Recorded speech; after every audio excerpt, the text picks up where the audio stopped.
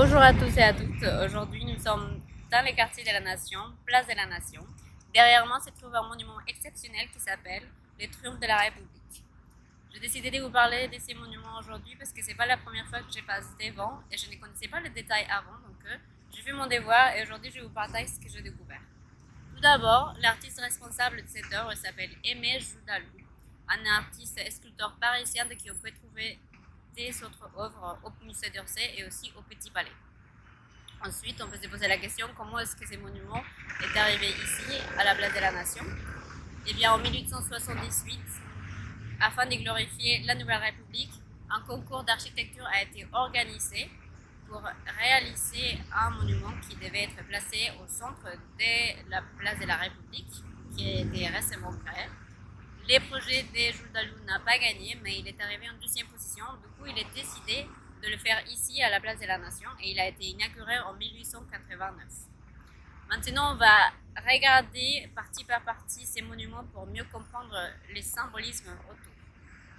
On va commencer par Marianne, qui est la figure qui incarne la République, elle représente la République française.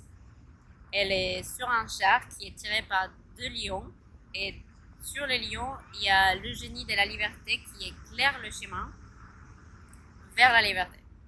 Autour des Mariens, il y a aussi d'autres éléments qui vont représenter des valeurs fondamentales de la nation. On commence par le travail qui est représenté par un forgeron. C'est l'artisan qui travaille les métaux. Et à ses pieds, il y a un enfant qui porte des livres et des outils. Et ça, l'enfant représente l'instruction. De l'autre côté, on va voir la justice qui est représentée par une femme qui est habillée en hermion. Et à ses pieds, il y a aussi un enfant qui porte une balance pour représenter l'équité.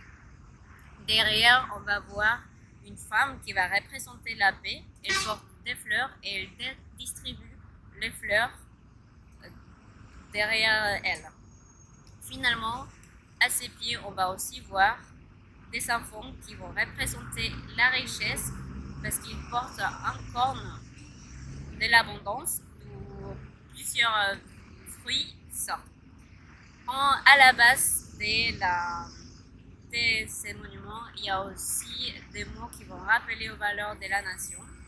Et il y a deux autres points importants et intéressants sur ces monuments, c'est qu'il a été construit en 35 tonnes de bronze et avant, le triomphe de la République était au centre d'un bassin et dans les bassins, il y avait des sculptures de crocodiles qui représentaient les ennemis de la nation. Maintenant qu'on connaît un petit peu plus par rapport à ces monuments, on peut se poser la question, est-ce que c'est un monument emblématique de Paris?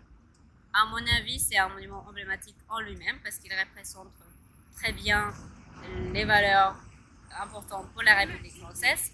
Cependant, il n'est pas un monument emblématique de Paris parce qu'il ne fait pas partie des monuments icônes de Paris.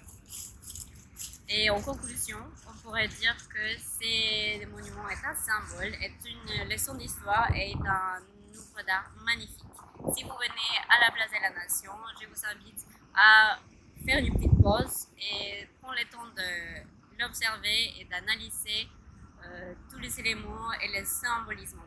J'espère que vous avez appris un ou deux choses avec moi aujourd'hui et je vous remercie pour votre attention.